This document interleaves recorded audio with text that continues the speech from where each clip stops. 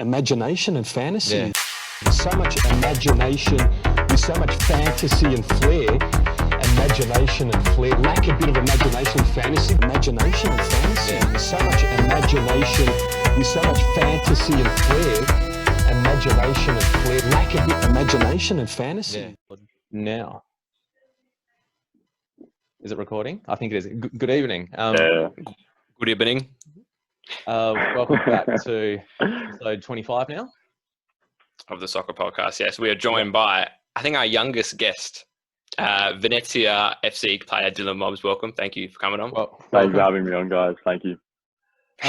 He doesn't look very young, but like you're 16, are you, Dylan? Is that right? 16 or 17? Yeah, I'm 16. 17 in July.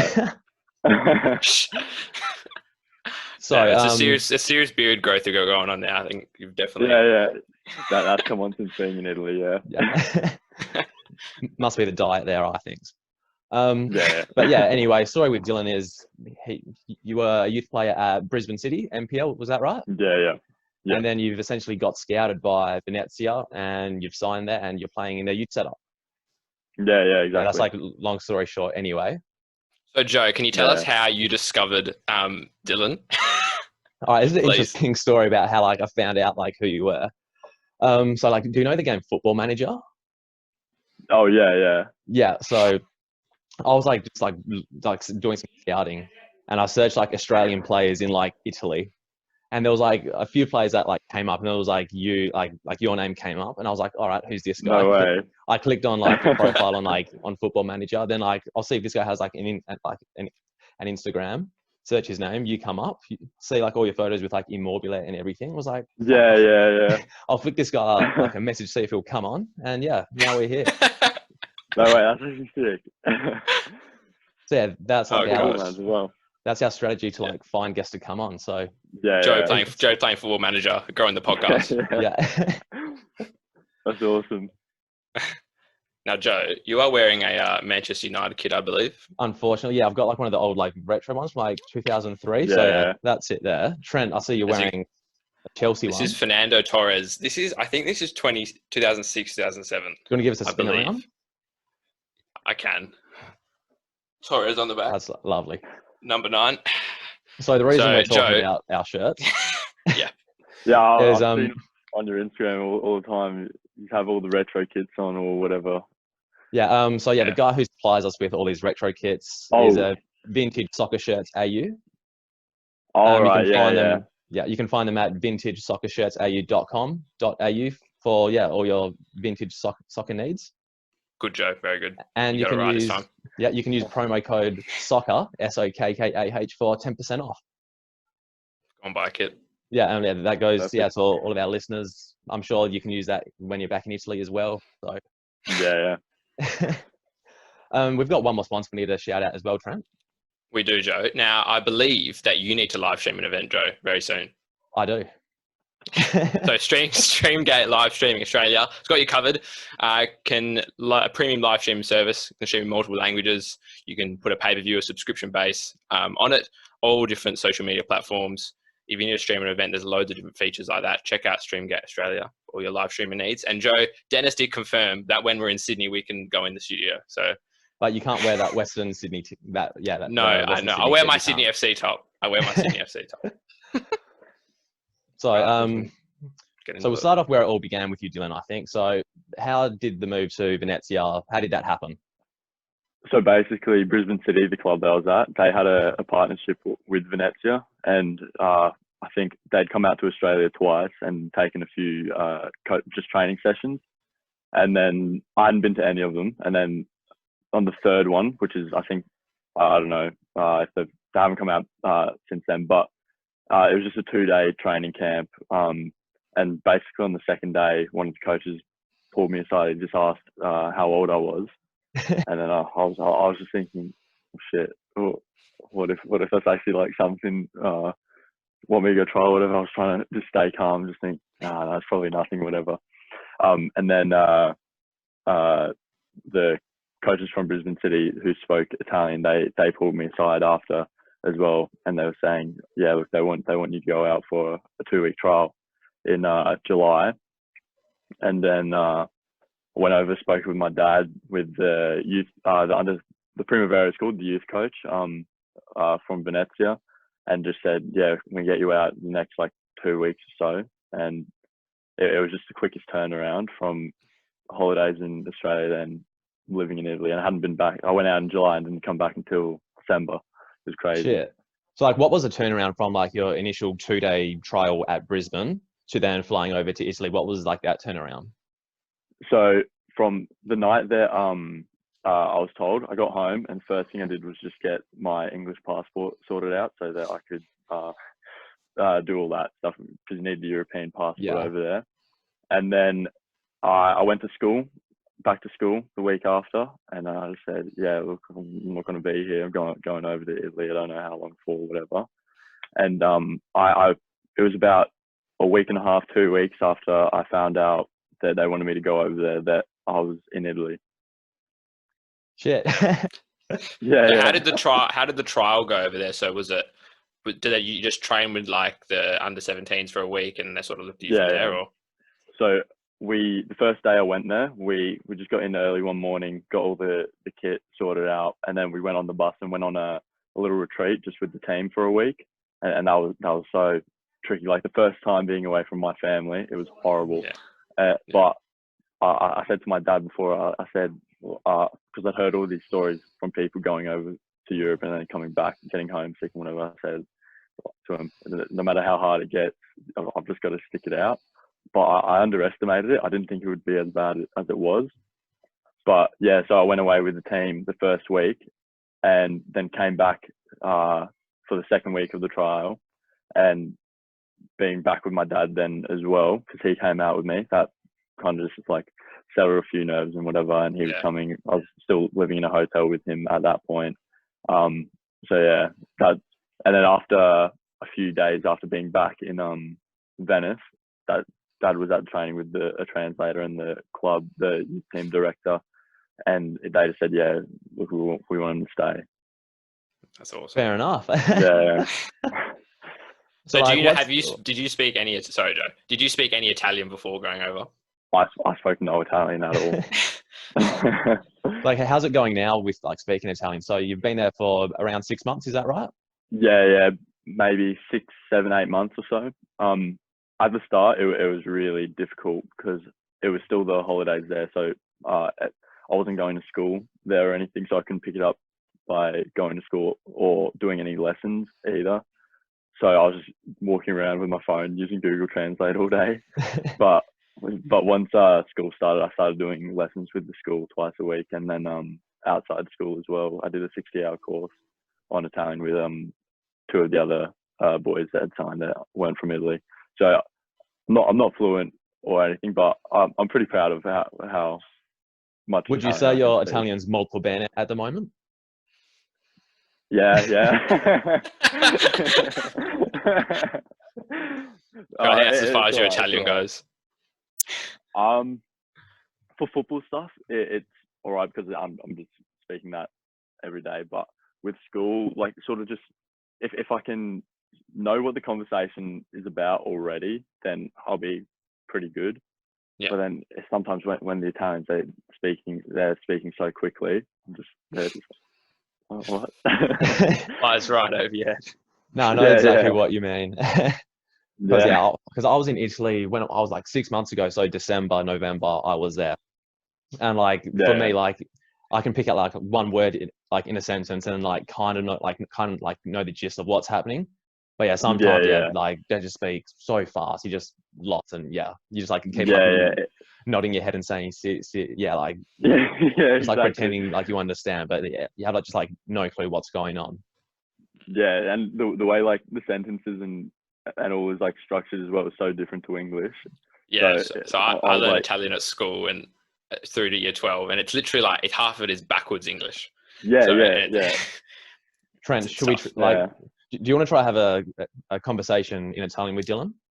Not at the moment, Joe. I haven't, because obviously year 12 was how many years ago? 4 or 5, I've lost a lot of my Italian, unfortunately. Yeah.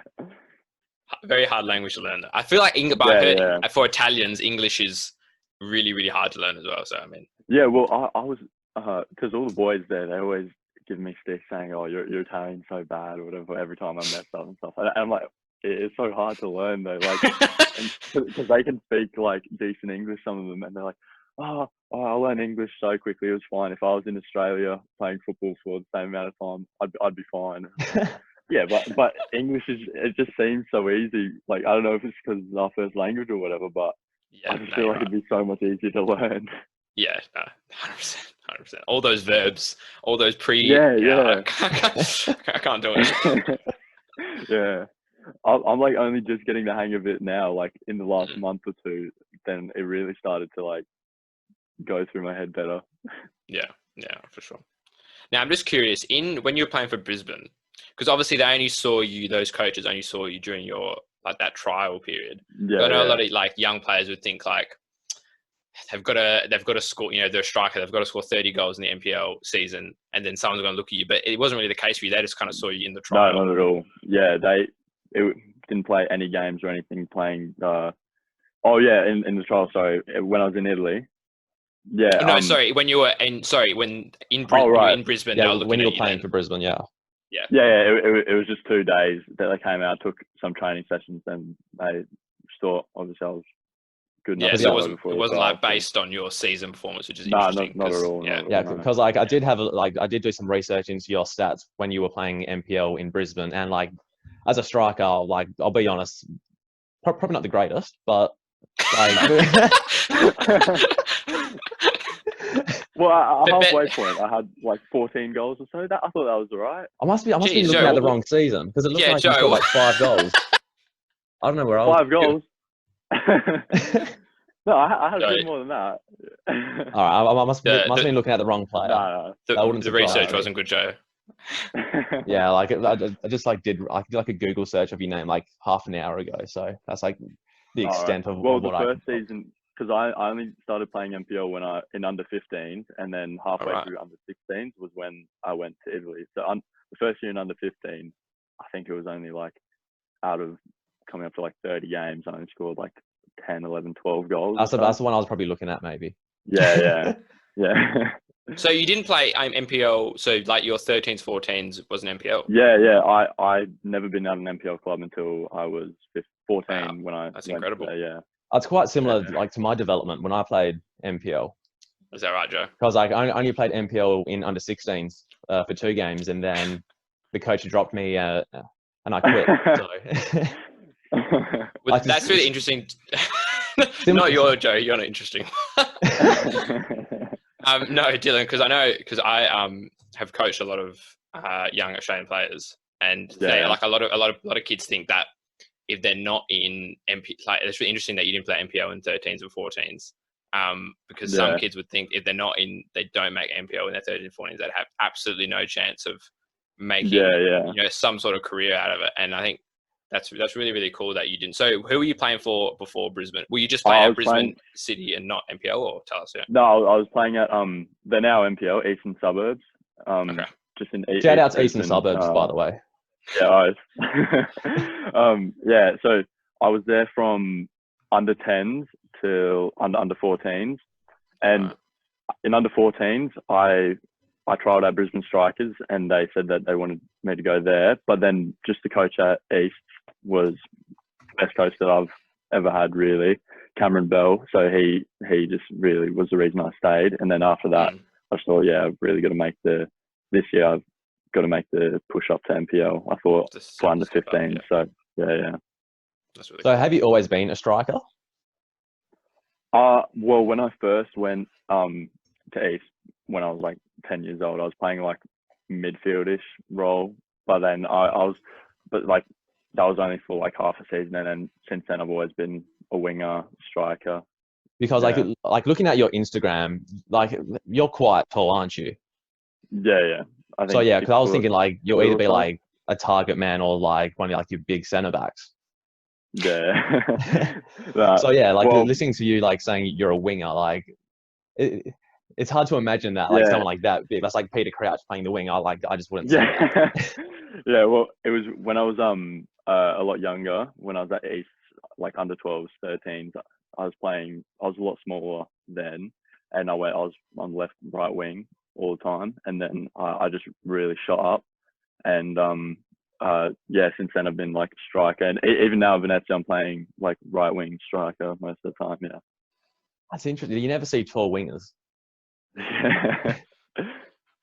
And actually, did I ask you about playing in Venezia? What sort of? Cause I know if you're playing as a striker in Australia, there's a lot of criticism. Like in Australia, a lot of teams like it's always 4-3-3, and there's one striker up top, and he's always like isolated.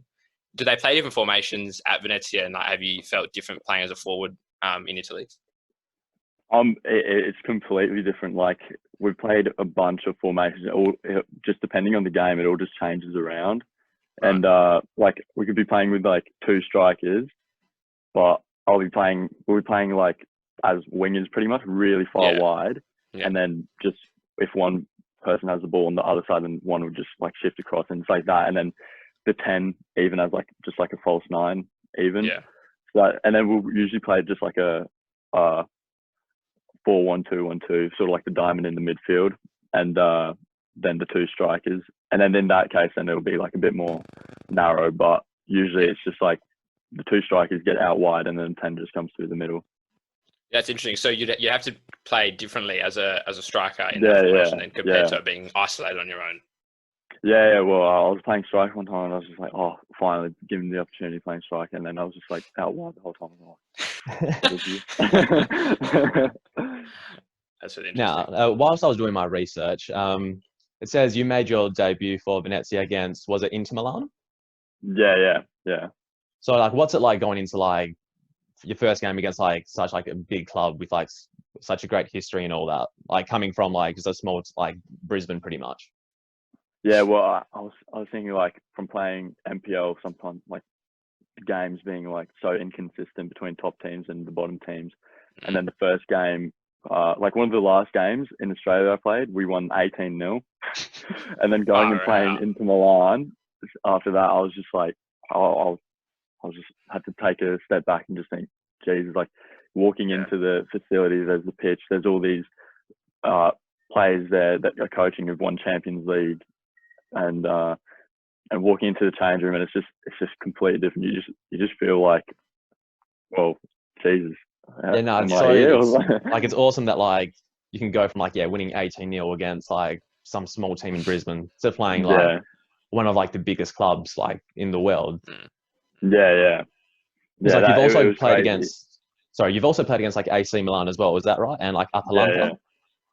Yeah, and Atalanta, they've got like one of the best academies in Italy. They were next level. Yeah, like a funny story about Atalanta. I did have another football manager saved with them, and like every 2 years I'd have like a wonder kid come through the system there. So yeah. It's probably based on like something real then. Yeah, I was against AC Milan. That was the first game back after Christmas, and I think we had a few. No, in the last game before Christmas, we got a few like red cards, and then over Christmas there were some injuries. So we ended up playing like almost like a 5 at the back, and I was playing as a right wing back against like one of the national team players, and I was like, oh god. Oh no. Yeah. I think attacking I was right, but defending it was so difficult, and I had the people talking to me in Italian, like explaining what to do, and I was just trying to really focus on is my positioning correct, and I had people telling me what to do, and I was like, oh god, it was horrible. I'm curious, do you do when you're training, I've been training in Italy, is it a lot, or is there more focus on the tactical side of the game than anything else? Like, because that is a sort of preconception a lot of Australians have about Italian football, that it's so tactical based. Yeah, like from playing in Australia, it was really trying to just put the teams on the back foot, just like get that through ball over the top and whatever. And then in Italy, it really is just like so much like more based on possession. You're playing out from the back. It was a huge difference from when I went over there, and I had to adjust to it pretty quickly because it was completely different to anything I'd played in Australia. Yeah, right. Yeah. Is there a lot of stuff like shape work without the ball, or is that just me thinking like Conti's on the field, like moving everyone around? Yeah, in the like the last session before a game, in the like early parts of the season, we just all set up in the formation, Yeah. And then the coach would just say, "Oh, yep, the ball's over here," and then we'd all just have to shuffle around and do all that sort of stuff. Yeah, it's so boring, but it's just like important. It does make a difference. Like, yeah. Yeah. No, So like, since you've moved to Italy, Dylan, have you seen like any changes in like your lifestyle? So like, you've had more coffees, or say like more like Italian sweets or cannolis, or like your diet's changed or anything like that? 100%.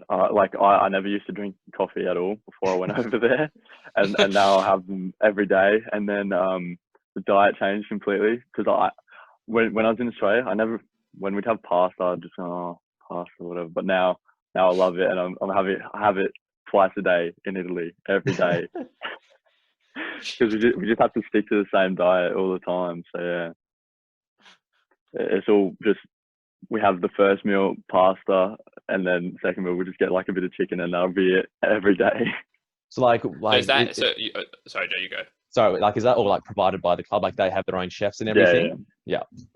So it's like the training fields, and then at the back of the fields there's a bar and a tennis club, and then there's like 2 levels. Out the back there's 2 rooms for 5 people each, and then in the upstairs section there's all more rooms up there for people. That's where we live, and so we're like at the bar anyway, where we can get dinner and everything. Okay, so like, so your like accommodation pretty much is like right where you train essentially. Yeah. And like, is that like close to like the center of Venice, or is it like a bit like further out? So it's like Venice is, you'll get maybe 20 minutes on the bus or so. It's really close. But it just takes ages on the bus, because you got to go into Mestre Central, which is like the town inland, and then get a bus from there over the bridge into Venice. But yeah, it is really close. Like maybe depends what bus you get, whatever. You could probably get there quicker than 20 minutes, really. Yeah. Yeah, right. That's not bad. Yeah, like out of like every club to be like based in Italy, like you've like probably got like such a cool location, like being like 20 minutes away from Venice. Like going from Brisbane to Venice in a matter of time. That's insane. The first time when I arrived in Venice, because I was in Rome for the first few days, because we got out there a few days, just like get time to get over jet lag or whatever, and then we were in Rome for 3 days, and that was amazing. And then went to Venice, and then walking over the first bridge in Venice and just seeing it, I didn't realize how I don't know how to describe it, like how Venice it was, I guess. Like no bikes, no cars or anything. Everyone's just walking around. It was amazing. Yeah. It's really cool. Now, when you're at school, go, Trent. Yeah. What's the so obviously you go to school 5 days a week. What's the training schedule like? Do they do how many times training? Is it school 6 days a week there? So you do in Italy? Sorry. yeah. So what's the do you do before school, after school sessions, and how many do you do? What's the week like? So we'll have the game on the Sundays, on the free day, and then maybe we'll have the Monday the rest, or we'll come in Monday, and it'll be like the people who didn't play the games will do like a full training session and a really like intense fitness sort of thing, just to make sure everyone's at that same level. And then the people who did play will do a bit of a training session, and then I'll just finish up a bit earlier than everyone else. And then we'll have typically 2 days of rest a week. Mm-hmm. And it's always in the afternoon. We train at 3 o'clock. And then on Thursdays, we can, like the boys that live in the accommodation, we can get a day off school on Thursdays if we're picked to do like some position specific sort of ball work sessions. So they're really good. That's like cool. Being in like the youth setup, do you get much like interaction or training sessions with the first team there?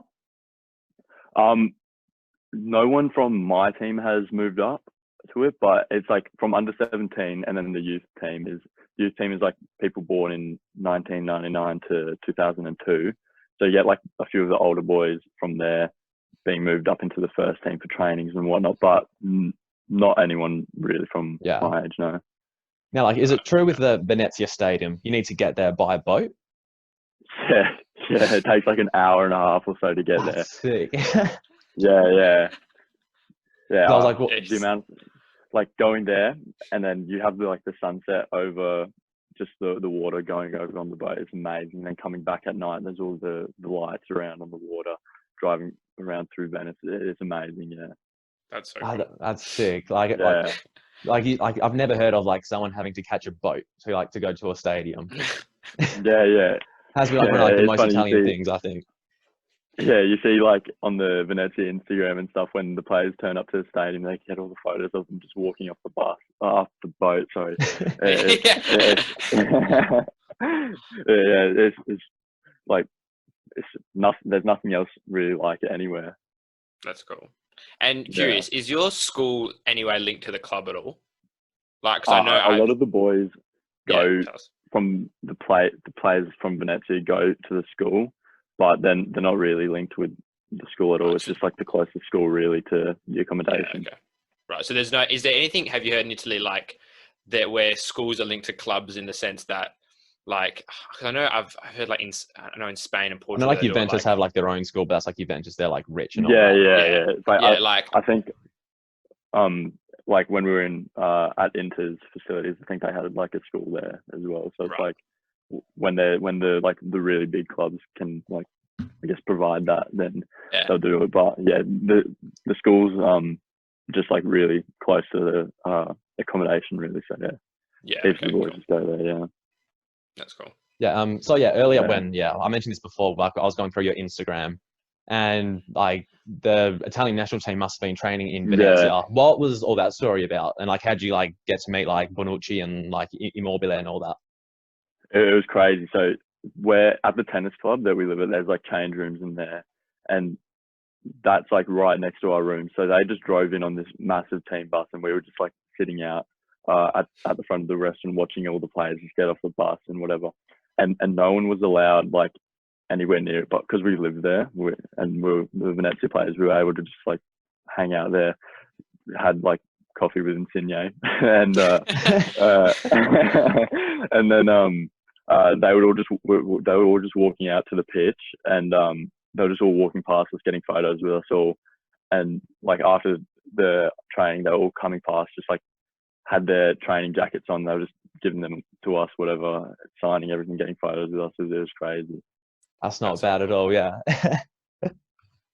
Yeah, it was amazing. Yeah. Because like that was like I saw the day, it was like November sometime, and Yeah. like the week after I actually saw Italy versus Armenia, so that would have been like Yeah. a week after you would have met them. Yeah. It was crazy, and all the boys just they're like they were so excited. Like it was I'd never seen anything like it. It was so weird. They were going into the change rooms after to see if they'd left any kits around, and they were just obsessed. It was like I was like, all right, I'm not gonna take their underwear or anything, but like Yeah. Jesus. Pair of shoelaces. Yeah.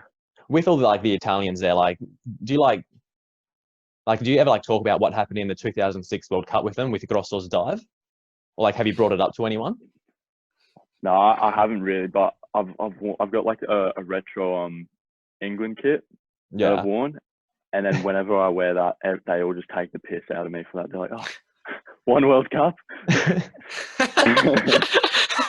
So I get my jumper, put it over. I'm like, no, I'm not having that. Oh, it's funny. Now I'm curious, compared to like the players in your team, when you first went over, what did you sort of think the Italian players were going to be like, and did they sort of meet your expectations or go above them? Or Well, I thought like I'd been told stories and whatever, people going over to Europe and then getting into the training sessions, then everyone would just get lined up and everyone would just kick them, whatever, because they're like, no, we don't want you here. yeah, trying to get into our team, whatever. That could be my position you're taking, or whatever. So I was really like expecting that, but I guess because I'm a lot bigger than a lot of the boys as well. It was like I didn't really have to deal with anything like that, and I guess I was just getting stuck in myself, trying to make sure no one was getting like the upper hand on me or anything as well. Yeah, But right. And then sort of all the players were just so like technically good compared to everyone in Australia. Yeah, so that was the biggest difference for me. Yeah. Yeah, no, I'm curious. So, because you think Australian people would think that European players just technically are just that step above. And so, was there an adjustment period where you kind of a little bit off the pace at the start? And did you feel that? Or? So it took like a month and a half or so, and first touch was so off, just decision making and everything. And then, but as I got used to like playing with the boys and started speaking more Italian as well, I can communicate a bit better. Then that just helped it heaps. Yeah. Yeah, no, for sure. It would be a different speed completely.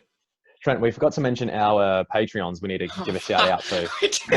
We've done this how many times in a row?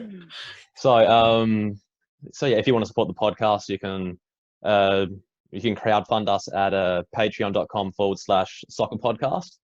Mm-hmm. And yeah, there's different tiers you can donate to us. And yeah, so the people that do that currently, so Andrea, Ben Krizik, Ben Robson, Dave Clark, Dennis Fernandez, Fraser Marnham, Glenn Oliviero, Harry Russell, Jacob Colangelo, John Morris, Jordan Smith, Jordan Waters, Luke Kelly, Natasha Williams, and Taylor Morris.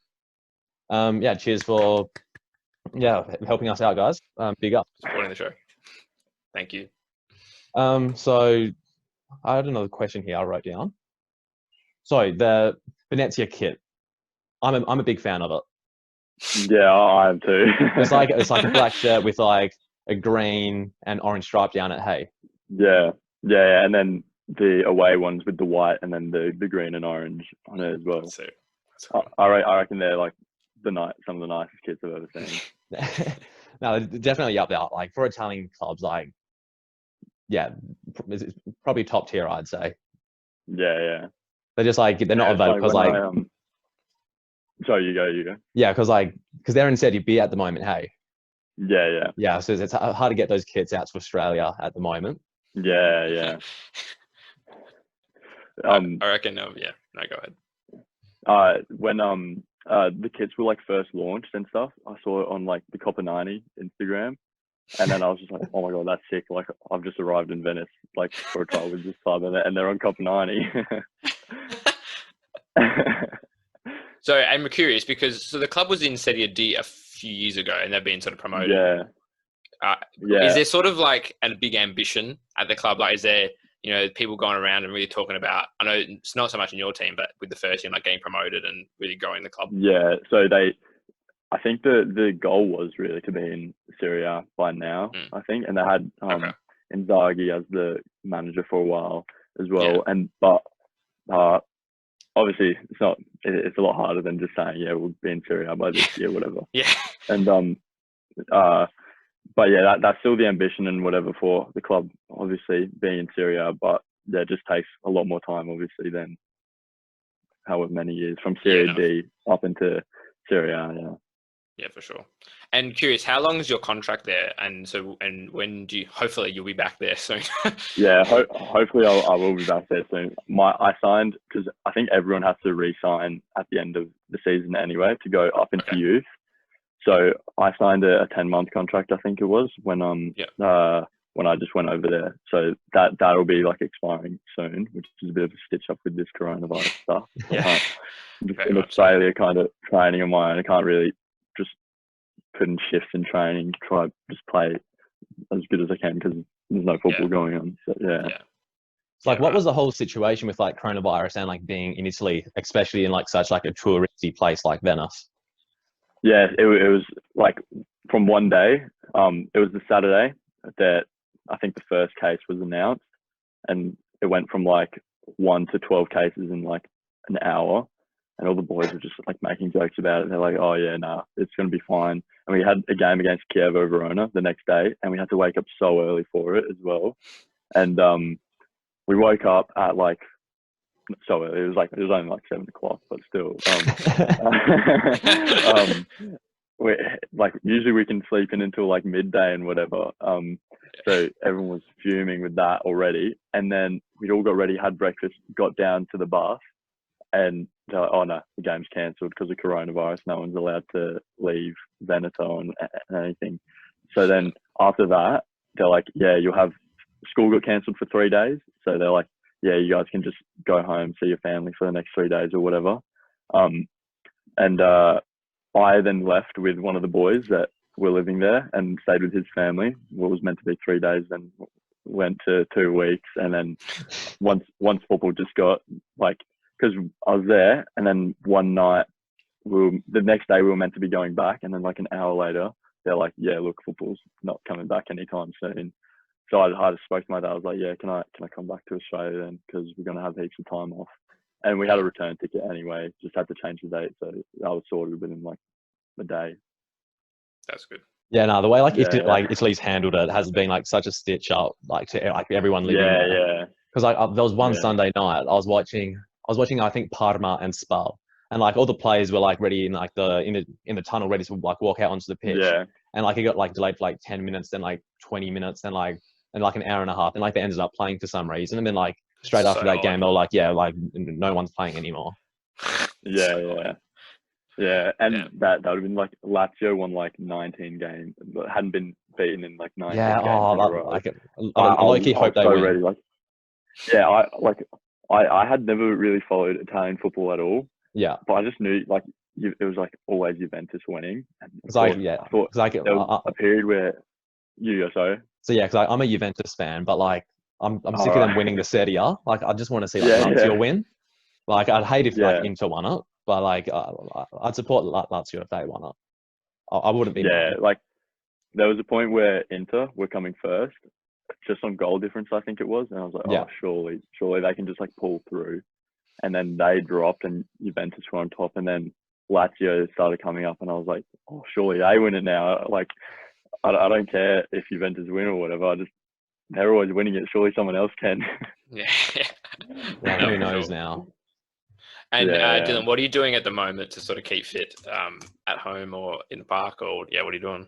Well, I've got a lot of friends that play at the Raw anyway. Okay. So I've just been doing training sessions with them every day, or doing like just some gym work at home, or going for a run or whatever. Just trying to like post it as well, so that they can see in Italy. I'm not just playing PlayStation or anything. I'm still trying to work hard, whatever. Yeah. So like, has like Venezia given you like a training schedule or anything like to abide by? Yeah. So every Sunday night. Oh, this is such a stitch up as well. Like, it was at 12 o'clock. It was at midnight before. It's now at 11 because of the time change. Now it's not winter. But they have the call at like 3 o'clock in the afternoon for them, which is so late for me. Why can't we just have it in the morning? That'd be like 11 o'clock your time then at night. Hey. Yeah. So it's like at 3 o'clock for them, we'll just have a meeting call every Saturday night or Sunday night, and then they'll just talk about. We'll get like a fitness program to follow, and just checking up on everyone, just making sure everyone's families are all right and all that.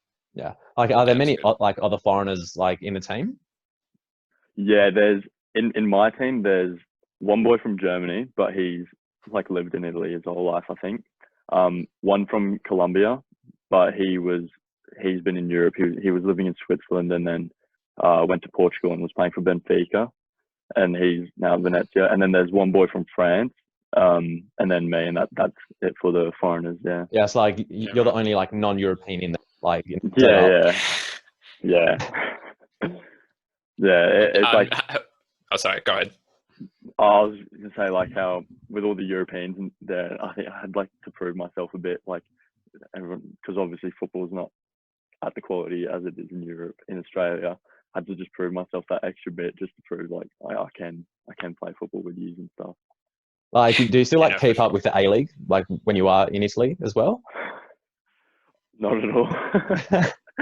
I used to go all the time when I was younger, in the den at the Raw.